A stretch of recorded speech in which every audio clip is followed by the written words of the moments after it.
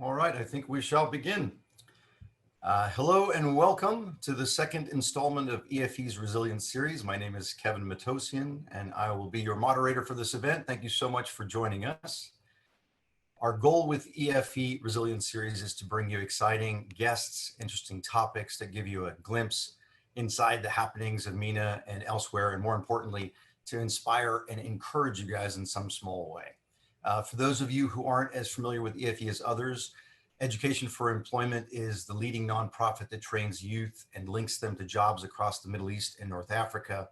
Through the EFE network, we match businesses that need qualified employees with young women and men seeking a job whom we train with skills to succeed on the job and in life. Let me give you a few stats here very quickly. EFE has partnered with well over 3,000 companies to provide skills training and job opportunities to youth in just over a decade. And this is the statistic that gets me. This is the why for me. EFE has helped over 108,000 youth enter the world of work. By the way, 57% of which are women. EFE graduates become coders and engineers and entrepreneurs, nurses, oil rig workers, technicians, hotel workers, retail cafes, and they have a chance to become leaders their very first day on the job. And right now, EFE is identifying jobs in healthcare, technology, logistics, and other sectors as well. EFE was founded by my dear friend, Ron Bruder, who figured out early on that if you give youth the opportunity, more often than not, they'll work hard to transform their lives and leave the world a better place than when they started. So thank you, EFE, for all you do.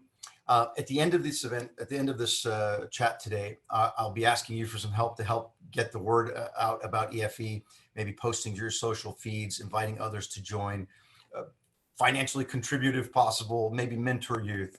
But for now, let's move on to our main event. Quick note.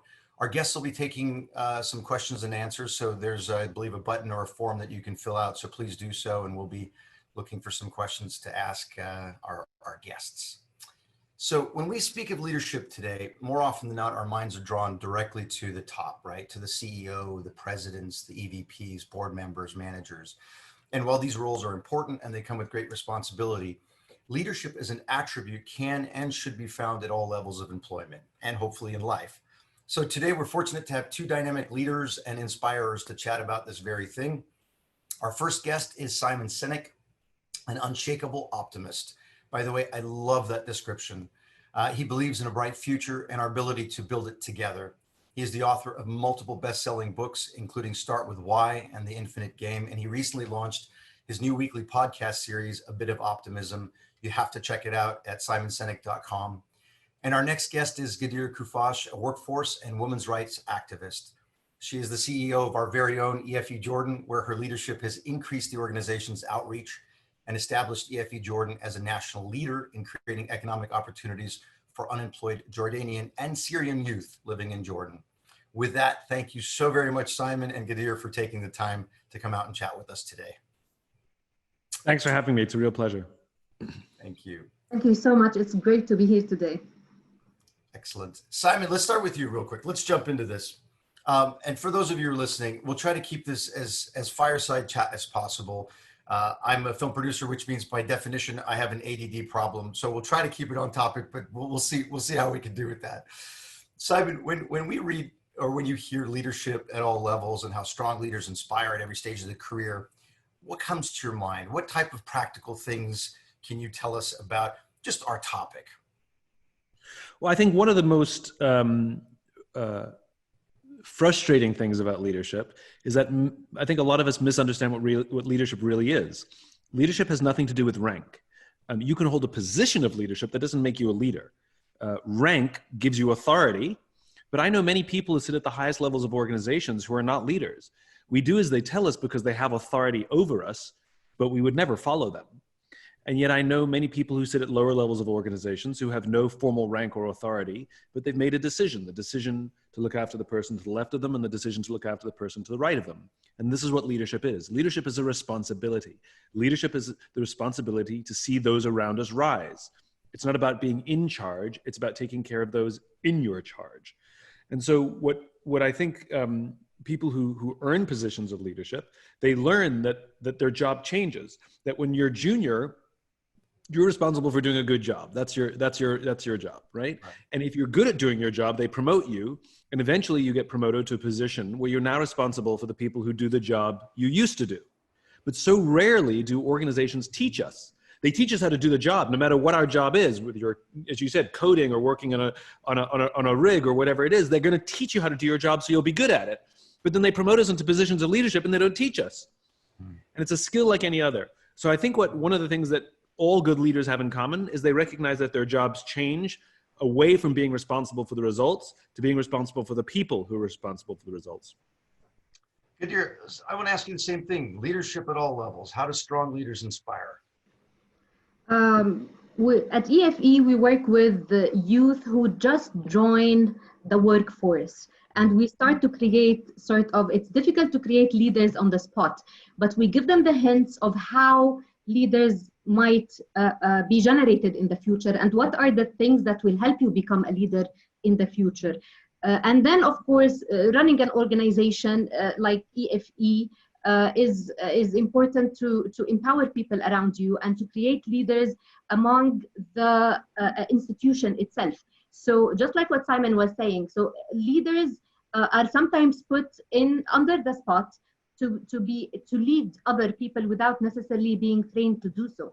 I think good organizations make it easier for people for this transition. And while they are not necessarily obliged to do a leadership activity, but they are being prepared somehow to become leaders in the future. This is what we try to do with people, with youth who start the training with us so that they join the workforce, but also with the existing employees of EFE and others who might one day become in more leadership positioning than where they are today. Excellent. Simon, this leads me into an interesting thing. On episode 5 of your podcast, A Bit of Optimism, great show, by the way, you guys should go check that out, but don't do it while we're in our session right now. You interviewed CEO Bob Chapman. He is the CEO of Barry Waymiller. I think I'm saying that right. They're a manufacturing company, a very large manufacturing company, as a matter of fact. Yep. You were talking about the corporate culture that he's been able to establish there with his employees. They actually care both about each other and about their company. That's not easy to do. And I'm paraphrasing here, but when you asked him, what do you do at Barry Waymiller? His reply was, I'm going to read this. We build people to do extraordinary things. Our manufacturing company, and he said, we build people to do extraordinary things. I have to tell you, like you, he's incredibly inspirational. Tell us what he's doing right and how can we apply some of those things to ourselves and our companies? So Bob recognizes that every single employee at his company is someone's son and someone's daughter. And he was, about 17 years ago, he was struck with this realization that basically parents give a company their children and say, please take care of my kids. Wow. You know? And so he was struck with this awesome responsibility. And there's so many things that he does that are really just based on very human things. He recognizes that everyone matters. He also recognized that there's this strange disparity inside companies. For example, if you happen to have a college education and you work in the back office, they treat you differently than if you only have a high school education and you work on a factory floor, for example. But what's the difference? So for example, if you work in back office and accounting or something, if you need to call your kids and say you're going to be home late, you pick up the phone and you call your kids. If you work on a factory floor, you need permission to use the payphone. If you work in back office and you need supplies, you go to the supply closet, you take out whatever you need. Right, if you work on a factory floor, you have to go and talk to the person who works inside the locked cage to get supplies that you need. You know, if you work in the back office, you show up when you show up and you leave when you leave. If you work on a factory floor, a whistle blows when you start work, a whistle blows when you have a cup of coffee, a whistle blows when you end your work. And he realizes, why do we treat people differently? Why is somebody who has a college education or works in accounting more trustworthy than somebody who's working on a machine? It's ridiculous. These are all human beings. So one of the first things he does one of the first things he did when he came into these factories that he bought, is he got rid of all the time clocks, he got rid of all the payphones, he got rid of all of the ridiculousness, he pulled down the cages and took away the locks. Everybody said, you're crazy. Nothing happened. What happened was when you treat people like human beings, turns out they act like human beings. When you treat people without trust, they act without trust. And so it was just this profound realization that Bob acts upon, that he treats people equally. And it's kind of a magical thing. And people react in such a positive way. And I like the fact that he's turned that into a culture. And I believe, if I'm not mistaken, they train in that, they educate, they help their staff learn to listen. That was one of the things, one of the big things I took away, that their staff feels heard, which is hugely important. Well, they actually have a class that you have to sign up for. It's voluntary, but it's a listening class, and they teach people how to listen, which is a skill that most of us don't know. We're actually not very good at. We hear, we can repeat back what was said to us, but are we really good at understanding the meaning or trying to understand the emotions behind it? And so, if you want people to listen, teach them. Hugely important. Hugely important. Ghadeer, I'm going to stay on this for a minute. You had an interview recently with BBC, and I took particular interest in the fact that at EFE-Jordan, and this I believe ties into what we were just talking about with Bob and his organization. You train your students at EFE-Jordan to understand their commitment to the work and its importance. There's a commitment there, and I couldn't help but notice there was a parallel between leadership and commitment. Again, some attributes that are shared. Can you tell us a little bit more about that commitment training and how it affects your students, and what's that like for you guys? Absolutely. So with EFE-Jordan, we work with university students and graduates and non-university students who haven't even completed their high school diploma. So we work with different types of people who either have an ambition to continue and to build their career or not. So before we start anything, and when we attract them to our programs, we try to show them the big picture of somebody who has hope, who has a life and future in front of them, and they want to build it one step at a time, and that they can, even without a university degree, which is a problem sometimes, because sometimes people, when they don't have a university degree, they don't have self-confidence. And this is something we need to build and attract them to the programs so that we build their self-confidence first, and then show them that with commitment, and commitment is something really important to give in your career, so that you develop your career path and you move forward. Commitment is really important, especially when we see the percentage of people who join the training programs, and with the low dropout rates that people show. It's worth mentioning as well that female dropout percentages in our training programs are less than the boys and the young men's dropout rate. Shame on you boys. Yeah, I know. But it's something, it's not, commitment is important, but I don't think it comes overnight. It comes with the way you attract people, with your seriousness of preparation to attract them to the programs as in EFE, or the commitment in a job, for example, is when they find a good environment for people to commit to. As Simon was saying, it's a two-way street. So people are not really asked to commit to a company that is not really making them feel worthy in the company. So it's a two-way street. Commitment is really important, but what we're always asking the corporates that we're working with is that they should delicately work with employees so that they make sure they give them their full commitment. Absolutely. Maybe not so delicately work with their employees, but get right to it. Simon, in your book, The Infinite Game, I'm going to read this because I was writing it down and taking excerpts, so I want to make sure I get this right. You concluded that leaders who embrace the infinite mindset as opposed to the finite mindset build stronger, more innovative, more inspiring organizations. Now, this is obviously, you've written a book on this, you've written several books, and I don't mean to put you on the spot, but can you give us a bit more about the theory, what you've concluded, what you've come up with there?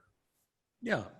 First, a little background I think is important. In the mid-1980s, a philosopher by the name of Dr. James Carse articulated two types of games, finite games and infinite games. A finite game is defined as known players, fixed rules, and an agreed upon objective, football. There's always a beginning, middle, and end. And if there's a winner, there has to be a loser. And then you have infinite games. Infinite games are defined as known and unknown players, which means new players can join at any time. The rules are changeable, which means you can play however you want. And the objective is to perpetuate the game, to stay in the game as long as possible. We are players in infinite games every day of our lives. We don't even realize it. There's no such thing as being, as winning in your marriage. There's no such thing as being number one in a marriage, right? Tell that to my wife. You can be number two, but you can't be number one. There's no such thing as winning education. No one's declared the winner of education or the winner of careers. And there's definitely no such thing as winning in business. No company is ever the winner of business. But if you listen to companies, if you listen to too many leaders, they talk about being number one, being the best, or beating their competition. Based on what? Based on what agreed upon objectives, based upon what agreed upon metrics, based upon what agreed upon timeframes. And the problem is when you play to win in a game that has no finish line, there's a few very predictable and consistent outcomes: the decline of trust, the decline of cooperation, and the decline of innovation. And so we actually have to change the way in which we approach these infinite games. You can you can come in first at the end of a class because there's a standard metric system and there's a date that says it ends, but you don't come in first in education. It's an ongoing, eternal thing for the rest of our lives. And so to play successfully for the game we're actually in, we have to learn how to adjust our mindset. And that's what the infinite mindset is all about.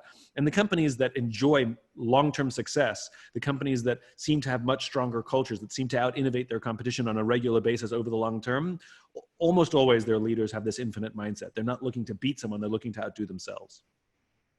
It's becoming incredibly important to people that they find these environments where there is that comfort, that level of being heard. I like the innovative company. And again, I know you comment on several times you've commented when our millennials say, I want to make an impact.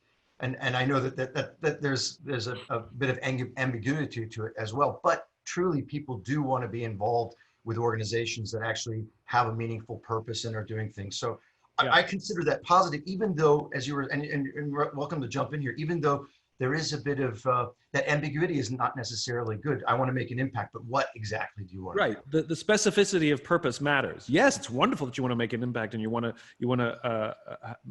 work with purpose, but that's like saying, I want to go on holiday. I want to go on vacation. Well, where are you going to go? What direction are you going to head in? You got to start like where you, like it's wonderful thought. Yes, you need a break, but where you got to have some direction. I want to go to Hawaii.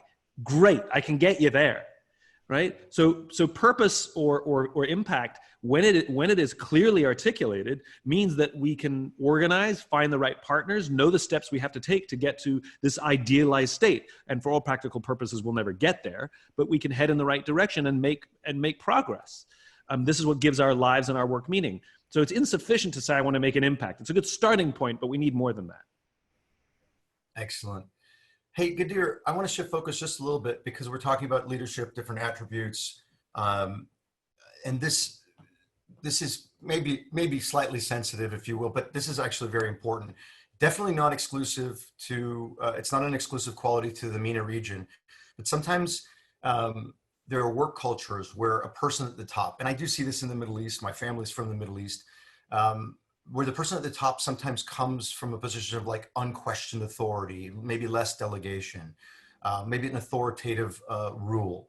Obviously, it's good to have strong qualities as a leader, but sometimes that can become problematic. How do you teach? What do you teach at EFE-Jordan?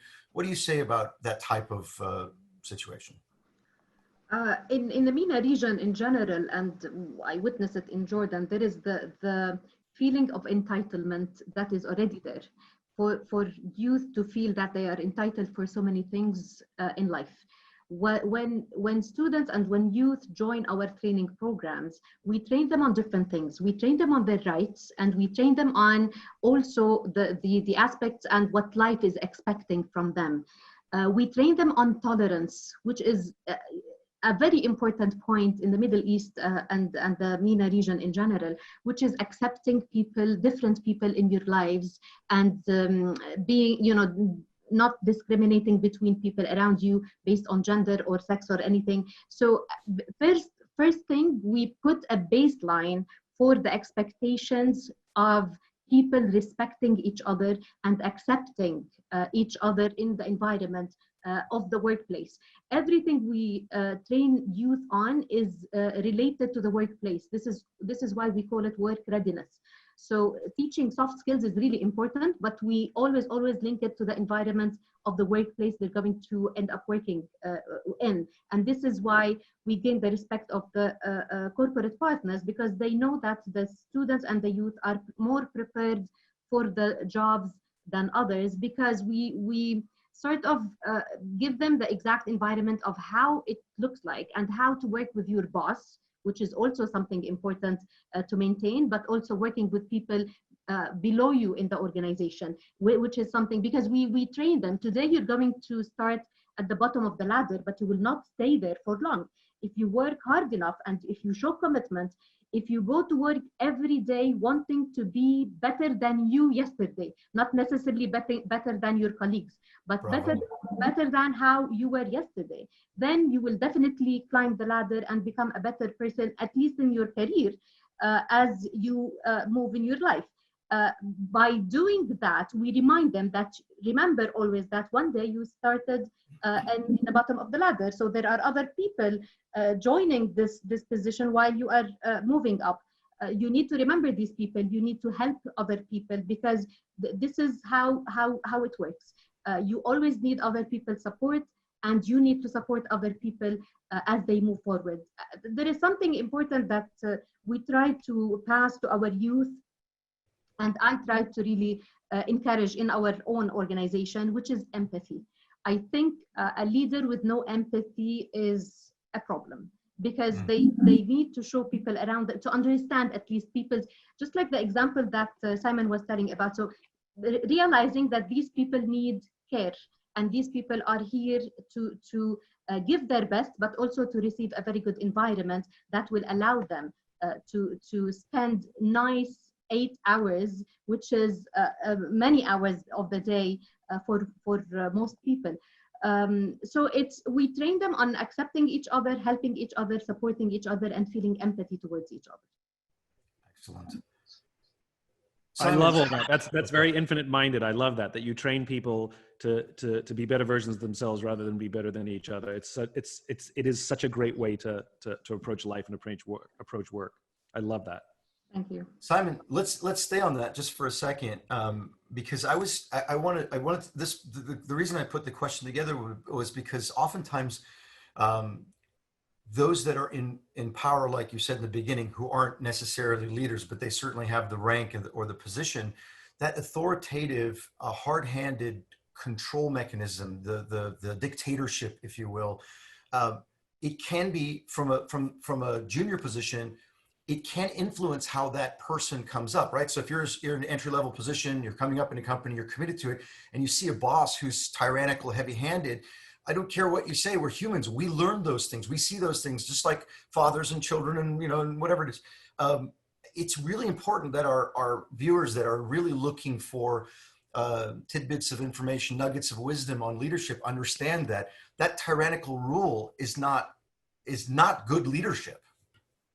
Right, it's true. And the problem is we don't have good models either, because they make movies about bad leaders. Guys who, usually men, but who come in and tell everybody what to do, and everything goes terrible until they show up and save the day, and they're barking orders to everyone.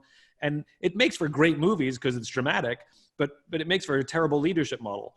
Great leaders, there's not a lot of movies about them. In fact, there's no movies about Marshall or Bradley. There's not even a movie about Mandela. It's like because if you look at their organizations, everything kind of functions well, and people get along, and people cooperate, and there's no screaming and yelling, and somebody walks in and says, "Where's the boss?" and people look around and like, "Oh, I don't think they came in today." It's like we didn't notice. We were just getting our work done. So we model ourselves based on what we see. To your point, like where's the education? Which means we also have to have empathy sometimes if we have a bad leader. Not all bad leaders are toxic. Sometimes they just didn't learn how to lead. And so they're leading based on whatever got them to the position they have or what they saw before. So sometimes we can't just accuse them of something. We have to also show empathy. Empathy goes in all directions. Hey boss, you were really hard on us in the meeting today. Are you okay? I'm worried about you.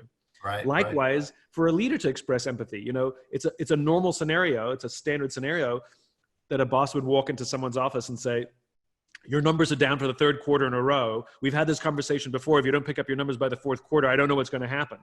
You know, great speech, coach. You know, versus walking to someone's office and saying, hey, your performance is down for the third quarter in a row. We've had this conversation before. Are you okay? I'm worried about you.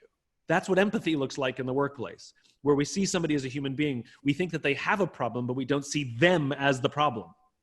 And that's a very important distinction, because if someone has a problem, we can help them solve it, or we can ask others to help them solve it. We see them as the problem. They're never going to get out of the hole, because we've got a narrative in our mind that it's them. And so this practice of empathy is also a skill, like listening. By the way, I hate the term soft skills. There's nothing soft about them. They're human skills. Right. We have human skills and we have hard skills. And we teach people hard skills because we want them to be good at them. We also need to teach them human skills because we want them to be good humans. Simon, and guess what makes a great culture? A collection of human beings. That's actually, this is a question that I have. I wanted to ask both of you, just to put it out there, because in your experiences, and I think the answer, I think I know the answer, but I want to put it out there because I think as we define it, it actually helps those that are listening, see it as well. But is leadership something that can be taught?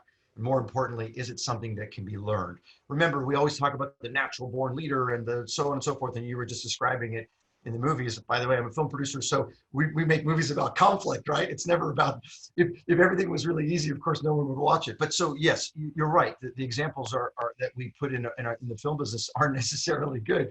But can this leadership as a skill be taught, and can it be learned? Ghadeer, Simon, jump in there on that one.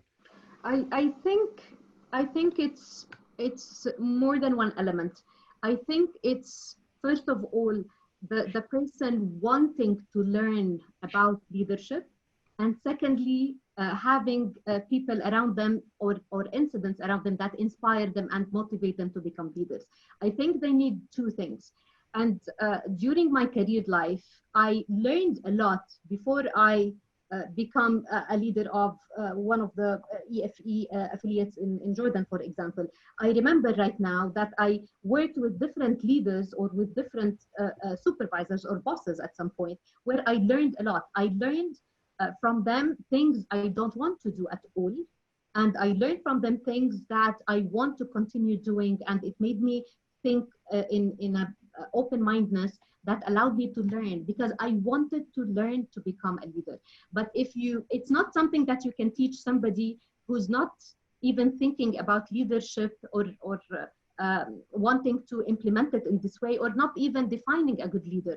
Defining a good leadership is also important. And I don't think there is one definition necessarily for that, but people can tell the good leader from the bad leader, but a bad leader doesn't necessarily think he or she is a bad leader. So this is also a problem. So we at EFE, because we think it's a two-way thing. So yes, we need to give the recipe and the main items and the main courses of how to, of course, this is done indirectly. We don't tell them today's lesson is going to be about leadership. We don't do it this way. We do it through exercises sometimes. We do it through creating committees and asking somebody to lead a teamwork activity and then flip it to somebody else who's now acting like the leader of this program and so on. So it's done this way, but we're hoping and we're trying to think that, and we want to think that these people want to become or to learn about leadership, because even if you give all of these instructions or information or whatever to somebody who's closed-minded, who think that they are already there and there is nothing for them to learn, and they are already good leaders or whatever, then you cannot really, they cannot absorb what you're giving them. So I think, and it's also not necessarily going into an instruction-based activity. It needs lots of inspiration and motivation as well. Sometimes 1 minute or one incident that happens in front of you changes all your mindset towards leadership and wants you to learn from, makes you want to learn from this incident and so on. So I think it's two things. It's the way you inspire people, but also these people wanting to be inspired and wanting to learn about leadership as well. So we definitely provide it as a baseline for our youth. But again, how each person absorbs it differently than the other person, because it's not one size fits all to everyone. Simon, can we teach leadership? Can we learn leadership? 100%. It's a skill like any other skill. There's no natural born leaders, you know. There's no natural born accountants either, you know. People may have capacity for, you know, you might be good at math, but then you have to practice and it has to be honed.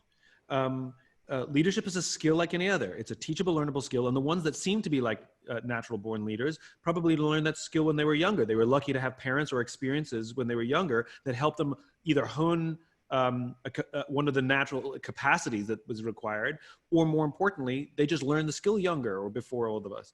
And Ghadeer's 100% right. The first criterion to be a leader is you have to want to be one. If you don't want to be a leader, you can't learn the skill. So 100%, leaders, whether they have formal authority or not, want to be leaders. They study it, they're interested in it, they learn it, they pay attention to it. And Ghadeer's also right. We need models. We need model behavior. Like children need model behavior. Our parents are supposed to model good behavior, because if they don't, our kids pick up whatever behavior we model. If you don't want your kids to use swear words, then don't use swear words. Right. Real easy. It's the same, and Ghadeer's 100% right. So it becomes a self-propelling system, which is leaders. One of the jobs of a leader is to produce more leaders. And so as we model behavior, and those who say I'm interested, and then they train the next generation, and that's how it goes. But absolutely teachable, absolutely. So for those of you who are listening, you have hope. We have hope. Actually, but here's on that topic, because these are some of these things I've had some positive and negative experiences as well. I'm a huge proponent of leading from the bottom up. In other words, giving opportunity to the non-managers, the entry levels, the folks that we work with, because it's funny, they'll surprise you. It's amazing what you can tap when they think they're being heard. You find their skills. That's the most exciting part, to be able to watch that happen. But here's a kind of maybe a sensitive subject, but it's important, I think. Sometimes we do a lot of listening. I have a problem with my staff in the sense that many times they think that we're best friends, and that's okay. I don't have a problem with being friends with everybody. We believe in that, but sometimes that becomes almost a power that they feel they might be able to lord over me or over another manager.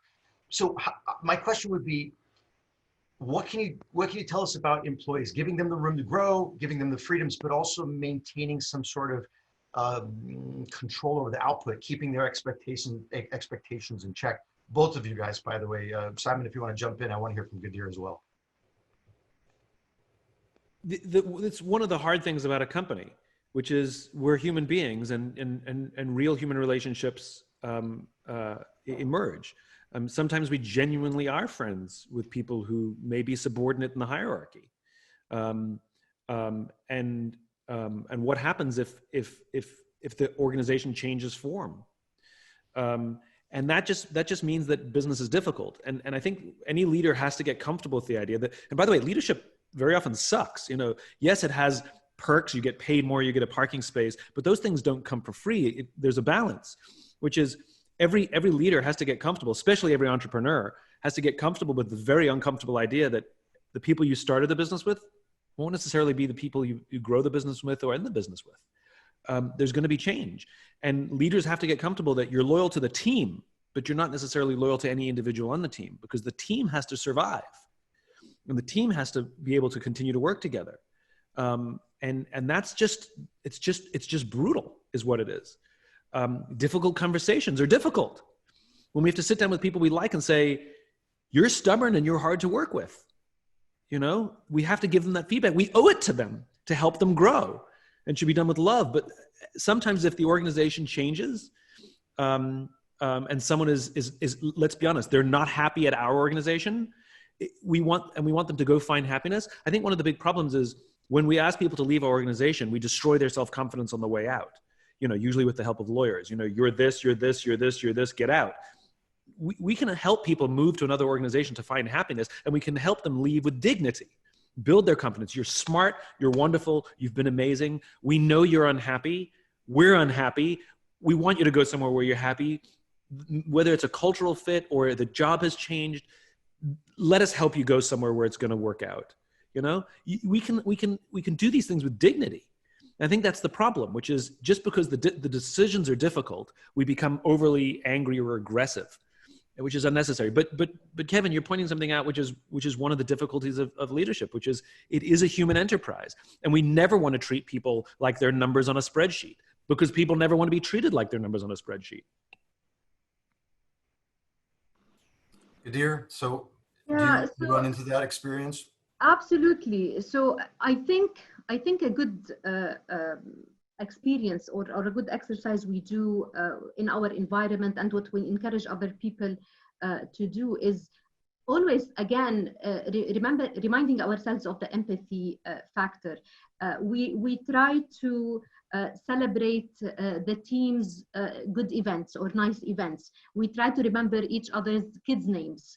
We don't see there is any conflict between this and having the job done, especially that there are clear KPIs for people. We are results oriented and we want to achieve it as a team. Also, it's important for all of the team members to understand that the success of us is a success of the whole team, of the whole organization. We want to do it together. We want to succeed together. So I think it comes natural in a way that people understand when there is respect and empathy at the same time. We want to be close in a way that we know each other's circumstances, that maybe some issues and problems that are happening for someone at home. We all feel with them, and we try to make it easier for them. We had several circumstances where somebody having a sick or an ill parent at home, so we ask them to actually leave early to spend more time with them before it's too late. And then we feel, and we cover for the work that has to be done at the same time. This does not mean that when they come back, then they are best friends with everyone and then they compensate the quality of the work. So I think on the contrary, these small things are taken very positively by the team and make them more committed. As I started speaking about earlier, these things provide trust environment, and it allows people to feel for each other, and therefore allow them to want to give more for the organization and be more committed even. Excellent.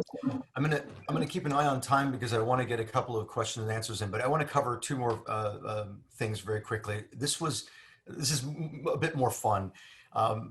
Do you guys think that sometimes leadership as a word or a concept gets too much attention? And listen to where I'm going with this. If everybody is encouraged to be a leader, who's going to follow? And if you're not a leader, what are you, a follower? And is that somehow a bad thing? Let me quickly share a quick story. I was watching a pretty inspirational video the other day about Shaquille O'Neal, the basketball player. He went into a small town. He played basketball with some kids on the street. It was so fun to watch. The kids were amazed. They were excited. It was a really fun event, very, very inspirational. And to his credit, it was pretty cool. Then he got them together and he was trying to encourage them. So he had them chant something. They got together and he said, repeat after me. And he said, I will become whatever I want to be. I will not be a leader. I will be a leader and not a follower. I will respect my peers, my elders, and especially my parents. Now, I know he was trying to encourage them. He didn't mean anything negative by saying, I'm going to be a leader and not a follower. But let's discuss this for a minute. I always believed that to be a great leader, I really had to be a solid follower because I would learn, I would say, and then I could. But Simon, Ghadeer, there's almost a negative connotation or feeling about a person who just wants to be a part of a team and follow a leader. What do you have to say about it? The best leaders are followers. No matter how high they are in the organization, they see themselves as subordinate to something bigger than themselves, the cause. You know, look at the leader of any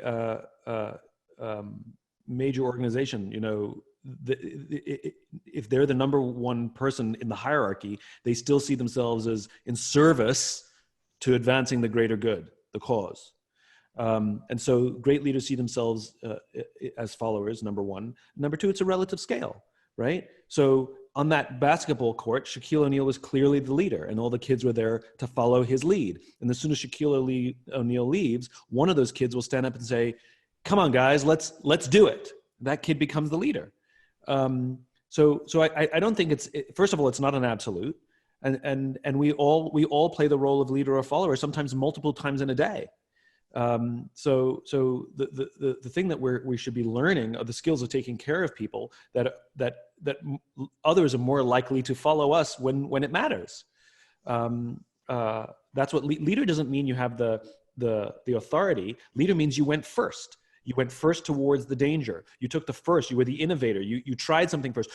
You were the first to admit mistakes. You were the first to admit vulnerability. You're setting the tone. You're doing the things that others may be scared to do. And when they see that it is safe to do those things or go in that direction, then they will follow. That's why we call you leader, because you are at the tip of the spear. It's the most dangerous position. You know, the Marine Corps, when there's a leader who's with a group of Marines, that leader will they will always start on patrol out front, because they want to show that I would never make you go to the tip of the spear if I wouldn't be willing to go there first. That's what it means to be a leader. If I may add here, so I think while being a leader or while teaching people or training them to become better leaders or good leaders, I think by doing that, you also train people how to be good followers in some of the aspects, and not really feeling bad about becoming or about being a follower in one of the circumstances. And I think in some aspects, a leader can become a follower, if you want to call it this way. But I mean, for example, in EFE, we create lots of committees, and committees not in social committees and stuff, committees related to the job. For example, we have different projects, and each project has a different project manager, where sometimes in some activities, I report to this project manager on some of the things I was supposed to follow up with the donor, for example, and I report to this project manager because they are managing this task. By doing that, I am in a way following the project manager who's leading this activity, and I am setting an example to the rest of the organization on how I'm doing it happily, I'm doing it with my full capacity, so that we reach to the result we want to reach at the end of the day as an organization. So training people to accept being followers in some of the tasks while learning to become leaders in other tasks is also important, because a follower in one of the activities could be leading another activity, whether inside the organization or perhaps in their lives, until they climb the ladder professionally and become leaders. Excellent, guys, excellent. Ghadeer, I'm gonna ask you a question, and then I've got a bunch of Q&A questions. Simon, there's a bunch of questions that are coming in, but I want to touch on something very quickly before we move to that. Ghadeer, I know women's rights are important to you. I know you are an activist. You're an inspiration to women all over the world and men all over the world. But when we spoke the other day, you touched on a statistic that struck out to me, something that was like, wow. You told me that women in the workforce, based on your experience, especially in the Middle East and in Jordan, you told me that you're finding that there is a higher degree of loyalty to the company that they're working for.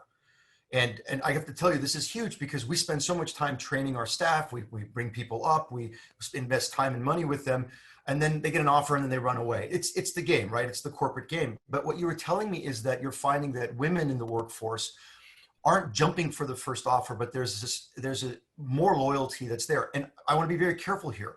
You should be able to progress your career by looking at different opportunities and making more money and a higher rank and whatever you want to call it. But there's something unbelievably special about loyalty. And I think you were telling me the other day that you're finding that in women.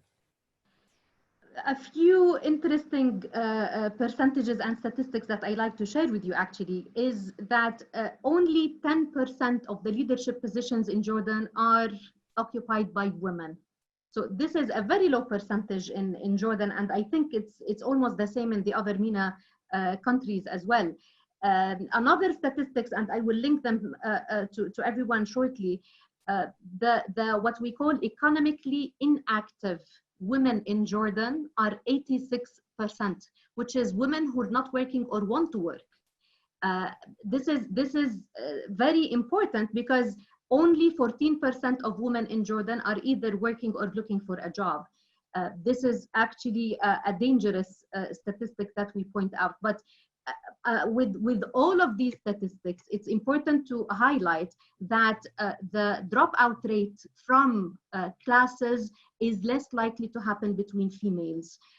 They joining the workforce in the future is more difficult indeed, and it's much less than men, absolutely. And this is what we're trying to do at EFE-Jordan, for example, and all of the EFE network. We're trying to have them change their minds from becoming economically inactive, which is people who are not working or looking for a job, to people who are unemployed, which is somebody who's not working but looking for a job, and then to somebody who's working. So this journey actually is very important. It's harder for women, but when they start, they become really very committed to the workplace and to wanting to serve and everything. I also mentioned the other day that one of the directors at the EBRD was tweeting actually the other day about the much lower percentage of corrupt women in the financial world itself. So, I mean, this is a great percentage to share with everyone, which means, and this is, you can analyze it easily actually and conclude that women find it really hard to reach to these leadership positions. And when they do, they don't want to be accused of anything bad or anything to pull them back or anything to reflect negatively on their leadership. So they become extra cautious and they want to be more committed to achieve even more. We witness this through our training programs and the turnover rates of women in the workplace with EFE. With EFE globally, almost 65% of the leadership positions are taken by women. In EFE-Jordan, 70% of the employees are women. So these statistics, I think, are inspiring to everyone. Bravo, bravo. We are very proud of EFE. We are very, very proud of everything you do and EFE. Okay, guys, we're gonna try to get in a few questions here. Our time is limited. Something just caught my attention, actually. This question came in from Liz. Please speak about how this, Simon, I think this is directed towards you, but Ghadeer, of course, as well. How do you handle the situation of having to lead from below? If you aren't a CEO or chairman or someone, and you end up leading the CEO or the manager, what do you do to avoid the resentment of the E-suite when that happens? Interesting. This is a variation on a question I get every time, which is, what do you do when the leader at the top doesn't get it, and how do you change them? You know. Well, no number of anonymously sent books is going to change their mind on how to lead. We have to be the leaders we wish we had. And at the end of the day, leadership comes with risk. Sometimes speaking truth to power gets you fired. Now, there's ways to do it that are respectful, and there's ways to do it that are more likely to get people to listen. It's not just yelling and screaming. That doesn't make you a leader. That just makes you a yeller and a screamer. And so if she is being the leader she wishes she had, and she's being an effective leader on her team, and she's commanding loyalty, and her team is a higher performing team than other teams, usually what happens in any effective organization is management either leaves you alone because you guys are doing well, or if they're well-intentioned, they look down and be like, what are you guys doing? Because we want to do that more places, and you can tell them. Now, if there's real resentment, it's probably because of insecurity, and there's probably some bad leadership there, that if good leaders are, if the people in the hierarchy are actually resentful because things are going well in your group, you know, again, leadership comes with risk. That's why not everybody is a leader, because not everyone wants to be first or stick their neck out. And that's just part of the game. But the odds are is she can mitigate it. She can go into their office and have a difficult conversation, and sit down and say, hey, boss, can I have a really difficult and uncomfortable conversation with you? I don't know how to start this conversation. It's really uncomfortable for me to bring these things up. I'm going to fumble my way through it, and I'm asking for your help. And then say, I'm a student of leadership. I read books, I watch talks, I study good leaders. I want to be a good leader. And I'm starting to feel like that for some reason that I've pissed you off or something because of the things I'm doing. And I don't want to do that. I'm trying to help. So I want to, maybe it's my narrative, maybe it's something I'm seeing, but I want to address it with you head on before it gets worse, because I feel this tension and I want it to go away. Can you help me? And it's a much more effective way to have a difficult conversation. Instead of an accusation, you say how you feel and you ask for help from the other person. You put them in a position of service. So if she wants, she can address it head on. And that's a much more respectful way of doing it, as opposed to, why do you hate me? You always disrespect me, everything I do. That's not going to help. Excellent.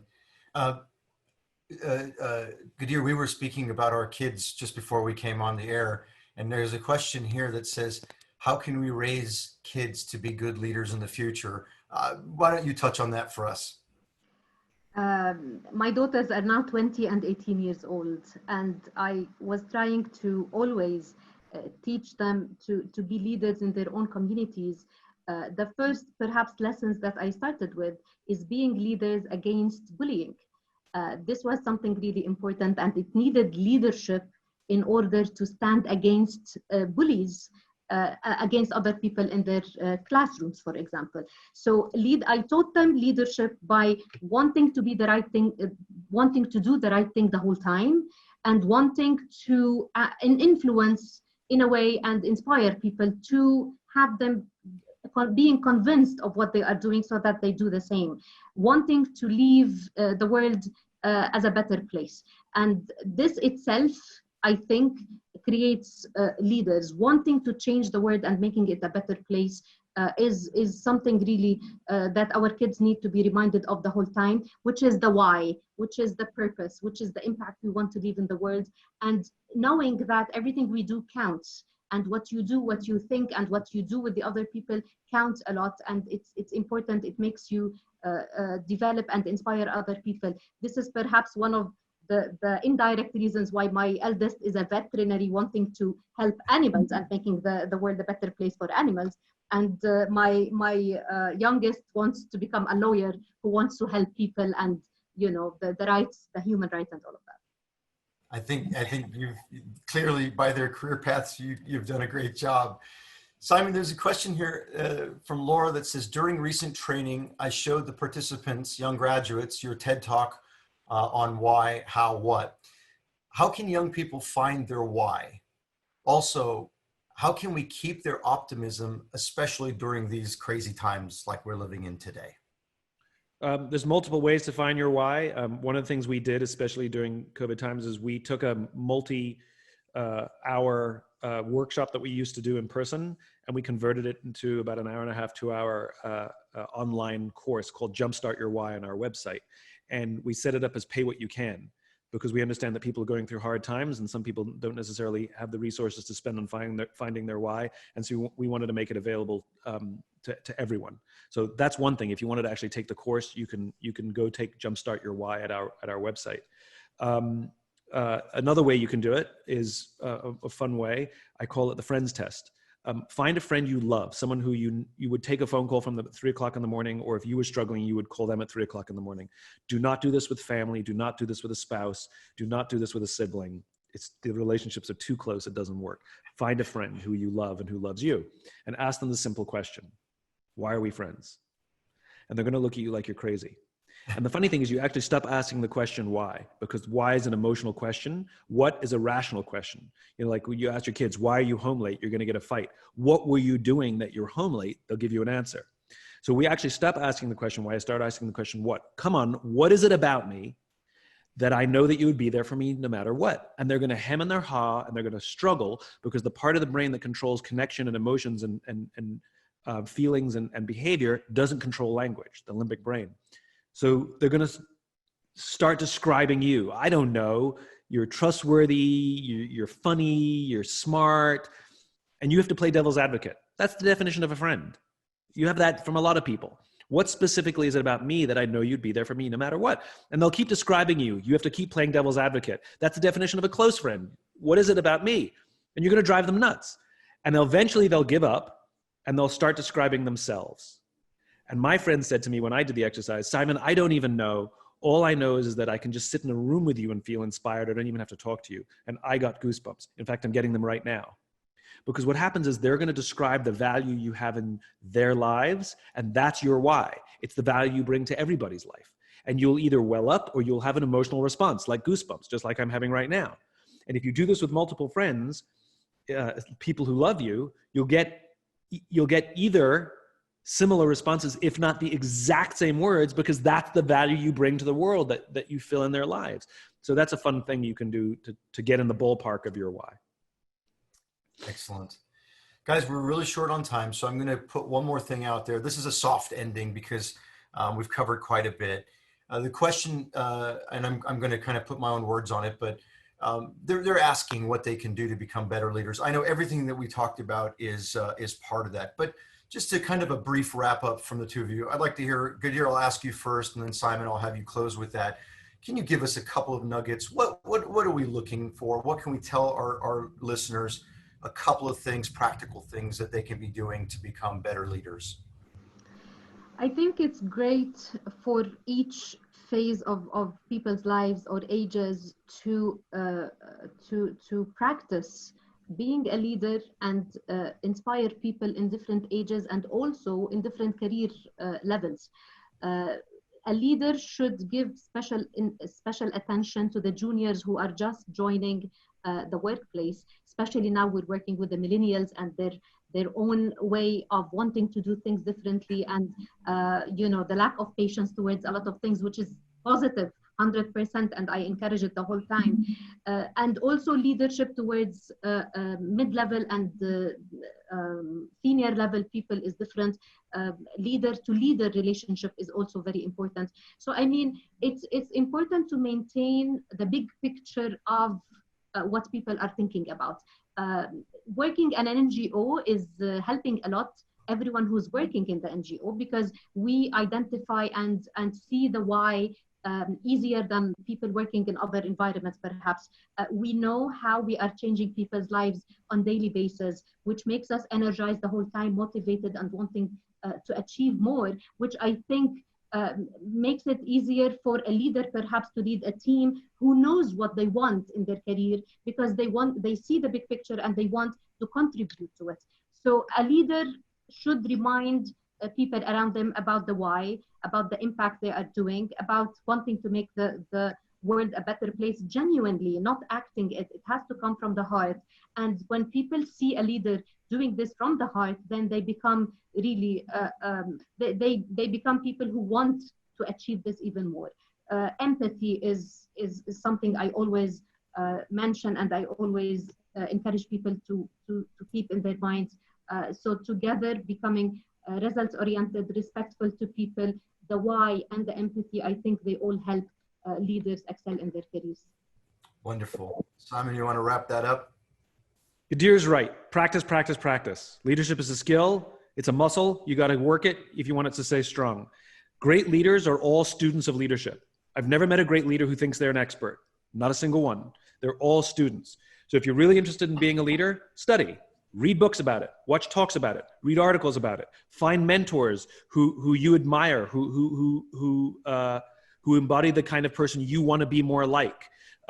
Find people at work who maybe even peers who embody things that you want to be more like. Practice, try doing things. Remember, this is a journey, not an event. There's no finish line. You're not going to, on a certain day, you're not going to just be a leader. It's never going to happen.